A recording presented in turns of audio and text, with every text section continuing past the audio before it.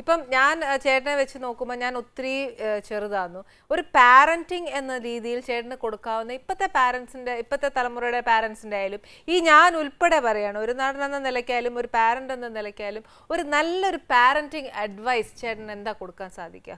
അടിസ്ഥാനപരമായിട്ട് ഈ കുഞ്ഞുങ്ങളെ നന്നാക്കേണ്ടത് രക്ഷകർത്താക്കളെയാണെന്ന് പറയുന്ന ആളാണ് ഞാൻ. എന്താണെന്നറിയാമോ? ഈ കുഞ്ഞുങ്ങൾക്ക് ആവശ്യമില്ലാത്ത സ്വാതന്ത്ര്യം കൊടുക്കുകയും ആവശ്യമില്ലാത്തത് വാങ്ങിച്ചു കൊടുക്കുകയും അവരെ ഈ രീതിയിലാകാൻ അവരുടെ നിർബന്ധത്തിന് വഴങ്ങി കാരണക്കാരാകുന്ന ഈ രക്ഷകർത്താക്കളാണ്. സത്യമാണ്. എൻ്റെ 2 മക്കളും ജനിച്ച് അവരെ LKG ചേർത്തതിന് ശേഷം ദൈവം സത്യം, അഹങ്കാരമായിട്ടോ വലിപ്പമായിട്ടോ പറയുകയല്ല, വൈകുന്നേരങ്ങൾ 5:30 എൻ്റെ മക്കൾ വരുമ്പോൾ ഞാൻ വീട്ടിൽ കാണും. അത് വേണം. ഈ 5:30 മുതൽ ഷൂട്ടില്ലാത്ത ദിവസങ്ങളിൽ 9 മണി വരെ ഞാൻ അവരുടെ കൂടാണ് ഇരിക്കുന്നത്.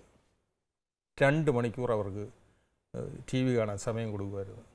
വന്ന് കുളിച്ച് ഭക്ഷണം കഴിച്ചാൽ 6:30 6:45 വരെ കളിക്കും. അവർക്ക് ഇഷ്ടമുള്ള പോലെ വിടും. അത് കഴിഞ്ഞ് ഹോംവർക്ക് ചെയ്യാൻ പിടിക്കും ഞാൻ. അത് കഴിഞ്ഞ് 7:30 മുതൽ 8 വരെയായിട്ട് അവർക്ക് ഞാൻ അന്ന് എൻ്റെ ഒരു സീരിയലോട് വരുമായിരുന്നു. ഈ സമയം അവർക്ക് കൊടുക്കും. ഈ 8 മുതൽ 9 വരെയായിട്ട് ബാക്കിയും പഠിക്കും. 9 മണിക്ക് ഭക്ഷണം കഴിക്കും. അവർക്ക് TV കാണുമോ ഉറങ്ങുകയോ ചെയ്യാം. എത്ര രക്ഷകർത്താക്കൾ വീട്ടിലിരിക്കുന്നുണ്ട് ഇങ്ങനെ? എൻ്റെ 2 മക്കളും +2 കഴിയുന്നിടം വരെ ഞാൻ അങ്ങനെ ഇരുന്നിട്ടുണ്ട്. വലിപ്പമായിട്ട് പറയുകയല്ല, ഒരു രക്ഷകർത്താവിൻ്റെ ധർമ്മം എന്നുള്ള രീതിയിലാണ് ഞാൻ ഇരുന്നത്. എനിക്ക് പുറത്ത് പോയാൽ എനിക്ക് സന്തോഷിക്കാം, എനിക്ക് കൂട്ടുകാരുടെ കൂടെ സൊറ പറയാം, എനിക്ക് ഇഷ്ടമുള്ളതൊക്കെ ചെയ്യാം. പോയില്ല, ഒരു മഹത്വമായിട്ട് പറയുകയല്ല, അതെൻ്റെ ഒരു ധർമ്മമായതുകൊണ്ട് ഞാൻ അങ്ങനെ ഇരുന്നു. എത്ര രക്ഷകർത്താക്കൾ അങ്ങനെ ഇരിക്കുന്നുണ്ട്? ഇതൊക്കെയാണ് കുഞ്ഞുങ്ങൾ കൈവിട്ടു പോകുന്നതിൻ്റെ കാരണം. ശരിയാ. ഇങ്ങനെ നമ്മൾ ഇരിക്കുമ്പോൾ ഉണ്ടല്ലോ, അവർക്ക് നമ്മൾ അവരുടെ ആരും ആണ് നമുക്കൊരു അറ്റാച്ച്മെന്റ് അവർക്ക് വരും. അവരുടെ മനസ്സിലുള്ള പ്രയാസങ്ങളും വിഷമങ്ങളും ഒക്കെ അവർ സ്കൂളിലെ വിശേഷങ്ങളും ഒക്കെ നമ്മളോട് പറയും. അപ്പം അതിൽ തന്നെ നമുക്ക് തെറ്റും ശരിയും അവർക്ക് തിരുത്താൻ സാധിക്കും. ശരിയാ. ഇപ്പം ആണെങ്കിലോ എന്നാ പറയാ, അപ്പൻ വരുമ്പോൾ മക്കളില്ല, മക്കൾ അങ്ങോട്ട് വന്നാൽ തന്നെ എല്ലാം ഹായ് ഹലോ, ഞാൻ സിനിമയ്ക്ക് പോയിട്ട് വരാം, എപ്പോഴോ വന്ന് കയറുന്നു, എപ്പോഴോ കഴിക്കുന്നു, എപ്പോഴോ കിടക്കുന്നു, വിശേഷങ്ങൾ അറിയുന്നില്ല, ഒന്നും അറിയുന്നില്ല. അറ്റൻഷൻ കിട്ടാതെ പോകുമ്പോഴാണ് കുട്ടികൾ വഴിതിരിച്ചിട്ട് പോകുന്നതെന്നുള്ളതാണ് സത്യം. അത് തന്നെയാണ് സത്യം. ഇപ്പൊ എൻ്റെ മക്കൾ പ്രായപൂർത്തിയായി, ഞാൻ അവരുടെ കൂടെ ഇരിക്കാറില്ല. ഇപ്പൊ അവർക്ക് തെറ്റും ശരിയും എന്താണെന്ന് നല്ല വ്യക്തമായ ധാരണയുണ്ട്. എൻ്റെ 2 മക്കളും സെൽഫോൺ എത്രയോ മണിക്കൂർ ഉപയോഗിക്കാറുണ്ട്, കമ്പ്യൂട്ടറിന് മുമ്പ് ഇരിക്കാറുണ്ട്. പക്ഷേ അവരുടേതായ വിദ്യാഭ്യാസപരമായിട്ടും ജോലിപരമായ കാര്യങ്ങളും ചെയ്ത് ചിലപ്പോൾ അവർ സന്തോഷിക്കുന്നുണ്ടാകും. അത് കഴിഞ്ഞിട്ട് ഇവരെല്ലാം മാറ്റി വെച്ചിട്ട് എങ്ങനെയായാലും ഒരു 12 മണി 12:30 മുമ്പ് ഉറങ്ങിക്കോളും. ഞാനവർ ഉറങ്ങിയൊന്നും നോക്കാൻ പോകാറില്ല. കാര്യം അവർക്ക് കൊടുക്കേണ്ടത് കൃത്യമായ സമയത്ത് കൊടുത്തു. ഇനി അവരാകുന്നതെന്ന് പറഞ്ഞാൽ അവരുടെ ദൗർഭാഗ്യമാണ്. നമ്മൾ ഗൈഡൻസ് കൊടുത്തിട്ട് അവർ നശിച്ചു പോകുന്നുവെങ്കിൽ അവർ 100% രക്ഷകർത്താവിന് അതിനകത്ത് സ്ഥാനമില്ല, യാതൊരു പങ്കുമില്ല. അത് അവരുടെ ഭാഗ്യദോഷമാണ്. അവർ ശ്രദ്ധിക്കാതെ പറഞ്ഞാൽ 18 വയസ്സ് കഴിഞ്ഞാൽ നമുക്ക് യാതൊരു വിധമായ നമ്മുടെ ഒരു കൾച്ചർ അനുസരിച്ചാണ് മക്കൾ കല്യാണം കഴിപ്പിക്കുന്നു. അത് കഴിഞ്ഞ് അവരുടെ മക്കളെ വളർത്തുന്നു, കല്യാണം കഴിപ്പിക്കുന്നു. അവർ 18 വയസ്സ് വരെ സ്വന്തം കാലിൽ നിന്ന് ജീവിക്കാനുള്ള വരെ എത്തിക്കുക എന്നുള്ളതാണ് ഈ രക്ഷകർത്താക്കളുടെ ജോലി. അത് കഴിഞ്ഞ് അവർ ജീവിക്കണം. ഒരു രക്ഷകർത്താവ് എന്ന രീതിയിൽ നമുക്ക് കിട്ടാവുന്ന ഏറ്റവും വലിയൊരു അഡ്വൈസ് ആണ് അത്. ഈ പറഞ്ഞ പോലെ 12ാം ക്ലാസ് കഴിഞ്ഞു പോയിട്ട് ഇത് ഞാൻ നേരത്തെ ചെയ്തിരുന്നെങ്കിലോ എന്നാലോചിച്ചിട്ട് ഇപ്പം ദുഃഖമില്ല. പക്ഷെ എന്നാലും വരുന്ന തലമുറകൾ, കുഞ്ഞു ക്ലാസ്സിലുള്ള ആൾക്കാരൊക്കെ ഒന്ന് ശ്രദ്ധിച്ച് ഇതേമാതിരി ചെയ്താൽ നമുക്ക് നല്ല തലമുറയിലെ നല്ലൊരു ജനറേഷൻ പിള്ളേരെ കിട്ടാൻ സാധിക്കുമേ. അതിനുവേണ്ടി വഴിയൊരുക്കേണ്ടത് നമ്മളാന്നു. ഇപ്പം ഞാൻ വഴിയൊരുക്കാൻ പോകുന്ന കുറേ നേരമായിട്ട് വർത്താനം പറഞ്ഞുകൊണ്ടിരിക്കുന്നു. ആഹാരം വിളമ്പിയില്ല, ഞാൻ ചോറ് വിളമ്പിക്കോട്ടെ പ്ലീസ്, ഒരു 5 മിനിറ്റ്.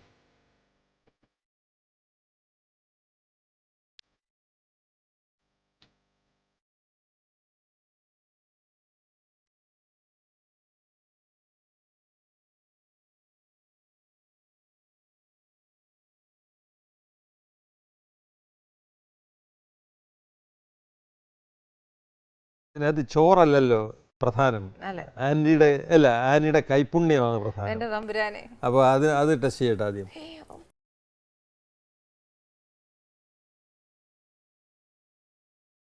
രണ്ട് കണ്ണും തുറന്നു പിടിക്കും. അസലായി അതിമനോഹരം എന്നൊന്നും പറയുന്നില്ല. നെമ്മീൻ കറി വെച്ചാൽ ഇങ്ങനെ ചെയ്യണം. അത് മതിയല്ലോ, അതിലെല്ലാം അർത്ഥമുണ്ട്. എനിക്ക് ഉണ്ടല്ലോ, നെമ്മീൻ കറി വെച്ചാൽ ഇങ്ങനെ ചെയ്യണം. ടേസ്റ്റ് ഉണ്ട്. അതെ, ഇതിപ്പം എന്നാന്ന് വെച്ചാൽ ചേട്ടനാണെങ്കിൽ ഈ കുട്ടനാടൻ ഭക്ഷണം എന്ന് പറയുമ്പോൾ അതിൻ്റെ രുചി കൂടുതലും കുറവും എല്ലാം പെട്ടെന്ന് മനസ്സിലാക്കാൻ പറ്റുന്ന, അതായത് ഒരു ഉപ്പ് കുറഞ്ഞാലോ ഒരു പുളി കുറഞ്ഞാലോ ഒക്കെ കറക്റ്റായിട്ട് പറയാൻ പറ്റുന്ന ഒരു വ്യക്തിയാണ്. നേരല്ലയോ? സത്യം സത്യം തീർച്ചയായിട്ടും. കുട്ടനാടെന്ന് പറയുന്നത് മാവേലിക്കരയും കുട്ടനാടും തമ്മിൽ എനിക്ക് തോന്നുന്ന ഒരു 7 കിലോമീറ്ററിൻ്റെ 8 കിലോമീറ്റർ വ്യത്യാസമേ അത്രേ ഉള്ളൂ. ചേട്ടാ ഇപ്പം നമ്മളിവിടെ കുട്ടനാടൻ ഫിഷ് കറിയാ ചെയ്തേക്കുന്നത്. പക്ഷെ എന്നാലും കുട്ടനാട് ഒരു സ്പെഷ്യൽ ഐറ്റം ആയിട്ട് എന്നതേലും പറയാൻ നമുക്ക് കാണും അവിടെ. ഇപ്പോൾ കൊഞ്ചായാലും സീ ഫുഡ് എന്നല്ല, എന്നതേലും ഒരു ഐഡന്റിറ്റി ഓഫ് കുട്ടനാട്. നമ്മുടെ ആ ഭാഗത്തേക്ക് പോകുമ്പോൾ നീർമീൻ തന്നെയാണ് പ്രാധാന്യം. നീർമീൻ എന്ന് പറഞ്ഞാൽ നല്ല വെള്ളത്തിലെ മീനിന് നീർമീനെന്നും ആ കടലിലെ ഉപ്പ് കടൽ മീനെന്നും കായലിലെ മീനിന് കായൽ മീനെന്നും പറയാനുള്ള കാര്യം കടലിലെ മീനിൻ്റെ നേരെ പകുതിയേ ഉള്ളൂ, ഉപ്പ് കായലില്ല. കടലിലെ എല്ലാ മീനും സർവൈവ് ചെയ്യത്തില്ല, കായലില്ല. ആണല്ലോ. നല്ല വെള്ളത്തിൽ ശുദ്ധമായ ജലത്തിലുള്ള മീനിനെ എല്ലാം നീർമീൻ എന്നാണ് പറയുന്നത്. നമ്മുടെ ആ ഭാഗങ്ങൾ പറയുന്നത് നീർമീൻ എന്നാണ്. ഈ നീർമീനിൽ നമ്മുടെ അവിടെ പറയുന്ന ചിലടത്ത് ബ്രാലെന്ന് പറയും, നമ്മുടെ ആ ഭാഗത്ത് പറയുന്നത് ചാത്തിയല്ല വരാല്. വരാലാണ് ഈ മീനിൻ്റെ ഏറ്റവും രസകരമായ സാധനം. അത് ഒരു നല്ല വിളഞ്ഞ വരാലാണെങ്കിൽ ഇത് ചട്ടിക്കകത്ത് ഈർക്കിൽ നിരത്തിയിട്ട് സർവ്വ ഇൻഗ്രീഡിയൻസും ചേർത്ത് ഈ ഈർക്കിൽ വെച്ചിട്ട് അതിൻ്റെ മുകളിൽ കറിവേപ്പില നിരത്തിയിട്ട് ഇത് ഓരോന്നായിട്ട് എടുത്ത് അതിനകത്ത് ചട്ടിക്കകത്ത് വെള്ളം ആവശ്യത്തിന് ഒഴിച്ചിട്ട് വേണം എന്നിട്ട് ഇതതിൻ്റെ മുകളിൽ വെച്ചിട്ട് ഒരു പ്രിപ്പറേഷൻ ഉണ്ട്. അരപ്പ് മാംസത്തേലാണ് ഇത് വരാല്. ഈ ഘനത്തിലായിരിക്കും, തീരെ ഘനം കുറയരുത്. എന്നിട്ട് അതിൽ ഇതെല്ലാം പെരട്ടി വെച്ചിട്ട് അമ്മ ഉണ്ടാക്കുന്നതാണ്. വരാലിട്ട് ഇതുപോലെ കറി വെക്കത്തില്ല. അയ്യോ, വലിയ വരാല് കിട്ടിയാൽ കറി വെക്കുകയില്ല. അത് ഇതുപോലെയാണ് ചെയ്യുന്നത്. അത് ഒരു ആവിയിൽ വെന്ത് വരിക. അരപ്പ് എല്ലാം എരിവ് എല്ലാം ചേർന്ന് നമ്മൾ ഫ്രൈക്ക് വേണ്ടി നല്ല സ്ട്രോങ് ആയിട്ട് ചെയ്യുമല്ലോ. ഈ സാധനം വരാലിനാകുന്നുണ്ടെങ്കിൽ കുരുമുളക് കൂടുതലായിരിക്കും. എന്നിട്ട് ഇതിൽ നല്ലപോലെ കുഴച്ച് വെച്ചിട്ട് ഇതിങ്ങനെ പീസായിട്ട് പെറുക്കി വെച്ച് വേറൊരു ചട്ടി കൊണ്ടങ്ങ് അടയ്ക്കും.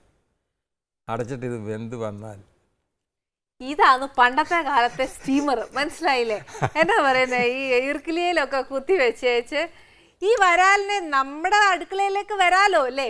അല്ല, ചേട്ടന്റെ ചേച്ചി അനിയത്തിമാർ അങ്ങനെ ആരുമില്ല? അവർക്കൊക്കെ അറിയാം. എന്നാ പിന്നെ ഞങ്ങളുടെ വരാലിനെ ഒന്ന് ഞങ്ങളുടെ അടുക്കളയിലേക്ക് ഒന്ന്. ഞാൻ പറഞ്ഞ കാര്യം പ്രത്യേകം ശ്രദ്ധിച്ചോണം. ചട്ടിയുടെ അടിയിൽ ആവശ്യത്തിന് വെള്ളം, ഇത് വേകാനുള്ള വെള്ളം. എന്നിട്ട് അതിന് മത്സ്യത്തിലല്ല നമ്മൾ ഈർക്കിൽ വെക്കുന്നത്. അല്ല, ഈ ചട്ടിക്ക് ഇടയ്ക്ക് ഒരു ഒടിവില്ലേ? മനസ്സിലായി. ആ ഒടിവിൽ ചെന്നിട്ട് ഈർക്കില് തടഞ്ഞിരിക്കും. അപ്പൊ നടുക്ക് വരുന്നതിന് നീളം കൂടുതലായിരിക്കും, സൈഡിലോട്ട് പോകുമ്പോൾ നീളം കുറഞ്ഞിരിക്കും. അപ്പൊ ഇത് കറക്റ്റായിട്ട് നമ്മൾ എടുത്തിട്ട് കറിവേപ്പില കതിപ്പോട് കൂടി തന്നെ ഇങ്ങനെ വെക്കും. തണ്ടോട്, വലിയ തണ്ടല്ല, മനസ്സിലായി. അത് അടുക്കി കഴിയുന്നുണ്ടെങ്കിൽ താഴോട്ട് പോവില്ല. അപ്പൊ കറിവേപ്പിലയുടെ ഫ്ലേവറും കൂടെ അതിനകത്തോട്ട്. അതെ. ഓ, ഇത് എന്നാ ഞാൻ ഇത് ആദ്യമായിട്ട് കേൾക്കുവായിരുന്നല്ലോ ചേട്ടാ. ചേച്ചിമാരോടൊന്ന് നിശ്ചയമായിട്ടും ഒരു പ്രാവശ്യം ചെയ്ത് നോക്കാം. തീർച്ചയായിട്ടും ആ വരാല് നമ്മുടെ അടുക്കളയിലേക്ക് വരാലോ. വരും നമ്മൾ വരുത്തിക്കും ആ വരാലിന്റെ. അതൊരു പ്രത്യേക പ്രിപ്പറേഷൻ അല്ലേ നമ്മളിപ്പോ കേട്ടോ. ഞാൻ ഇതുവരെ കേട്ടിട്ടില്ല കേട്ടോ ഇങ്ങനത്തെയൊക്കെ. സത്യം പറഞ്ഞാൽ എൻ്റെ അമ്മച്ചിമാരൊന്നും ഇങ്ങനെ ചെയ്യുന്ന പോലും കണ്ടിട്ടില്ല. ഇത് ഏകദേശം ഒരു സ്റ്റീമർ എഫക്റ്റാ. അതെന്ന് വെച്ചാൽ പണ്ടൊന്നും സ്റ്റീമർ ഇല്ലല്ലോ, എന്നാ പറയാ ഇപ്പൊ ഇറങ്ങിയ പോലത്തെ. അതിന്റെ ഒരു പഴയ ആൾക്കാരുടെ സ്റ്റീമർ. ശരിക്കും ഈ ഒരു ഇതൊക്കെ പ്രിപ്പറേഷൻ വരാലിന് മാത്രമേ ചെയ്യാനൊക്കത്തുള്ളൂ ചേട്ടാ? വരാലിന് മാത്രം ചെയ്യുന്നതാണ്, വേറെ ഒന്നും ചെയ്യാനൊക്കത്തില്ല. സ്പെഷ്യൽ വരാലിന് വേണ്ടി ചെയ്യുന്നതാണ്. ഓ, അത് ശരി. ഓക്കെ. കാര്യം അത് നല്ല ഫ്ലഷി അല്ലേ. അപ്പൊ നെമ്മീനാണെങ്കിലോ? നെമ്മീനും അങ്ങനെ ചെയ്യാം. ഫ്ലഷി മീനെല്ലാം ചെയ്യാം. ചേട്ടാ നേരത്തെ എനിക്കൊരു വാക്ക് തന്നെ, വരാല് ഞാൻ അടുത്ത പ്രാവശ്യം ഉണ്ടാക്കി തരാം. എനിക്കൊരു പാട്ട് പാടിത്തരും. അയ്യോ എന്നല്ല, ഞാൻ വാക്ക് തന്നോ? പിന്നെ മറന്നുപോയില്ലല്ലോ നമ്മള്. ചേട്ടാ 2 വരി പ്ലീസ്. അല്ലെങ്കിൽ നാടക ഗാനം, അല്ലെങ്കിൽ നാടകത്തിലെ ഡയലോഗ്, അല്ലെങ്കിൽ പാട്ട്, ഏതെങ്കിലും ഒന്ന് തന്നേ പറ്റുള്ളൂ. ഇല്ലെങ്കിൽ ഞങ്ങൾ വിടുകയല്ലേ വിടുന്നത്. ഞാനൊരു കാര്യം ചെയ്യാം. ഞാൻ വല്ലതൊക്കെ ഈ 3-4 വരികൾ അടുപ്പിച്ചെടുന്ന രസമുണ്ട്. കവിത എന്നതിന് പേരില്ല, അടുപ്പിച്ചിടുന്ന വരികൾ. അതിലൊരു 4 വരി ധാരാളം. ഈ ഒരു ചെറിയ ഇൻട്രഡക്ഷൻ ഉണ്ട് അതിന്. ഇപ്പോൾ ഞാൻ നേരത്തെ പറഞ്ഞതിൻ്റെ ഒരു ഭാഗം അത്. നമ്മൾ വിചാരിക്കുന്നത് നമ്മൾ സർവജ്ഞരാണ്, നമ്മൾ വലിയ ആൾക്കാരാണ്. ഈ ഭൂമിയിൽ ആദ്യമായിട്ട് വന്ന് നമ്മളാണെന്നാണ് ധരിക്കുന്നത്. പണ്ട് പറഞ്ഞൊക്കെ അബദ്ധം. അവർ ചെയ്തതൊക്കെ മണ്ടന്മാർ. നമ്മളാണ് മിടുക്കരെന്ന് ധരിക്കുന്ന ആണ് ഈ 28 വയസ്സിന് താഴെയുള്ളവർ. പക്ഷേ മുകളിലൊരാളുണ്ട്, കാലം.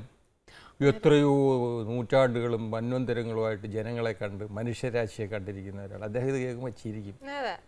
ചിരി തൂകി ദൂരത്തു നിൽപ്പൂ കാലം, ചിരി തൂകി ദൂരത്തു നിൽപ്പൂ, ജന്മാന്തരങ്ങളെ നിങ്ങളെ നോക്കി ചിരി തൂകി ദൂരത്തു നിൽപ്പൂ കാലം, ചിരി തൂകി ദൂരത്തു നിൽപ്പൂ. കൈകാൽ തുഴഞ്ഞും മറിഞ്ഞും മെല്ലെ നീന്താൻ തുടങ്ങുന്നു ജീവൻ.